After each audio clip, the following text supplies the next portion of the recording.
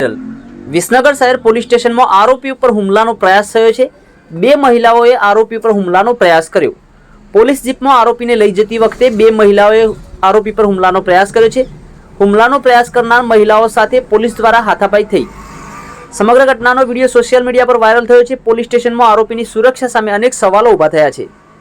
મહેસાણા જિલ્લામાં પોલીસનો ડર હવે ઓછો થતો હોય તેવી ઘટનાઓ જોવા મળી રહી છે। વિસનગર શહેર પોલીસ સ્ટેશનમાં આરોપી પર અન્ય બે મહિલાઓએ હુમલાનો પ્રયાસ કર્યો છે। વધુ સમાચારોને અપડેટ્સ માટે જોતા રહો online TV news. Suresh Thakor અને ફારૂક મેમણ સાથે।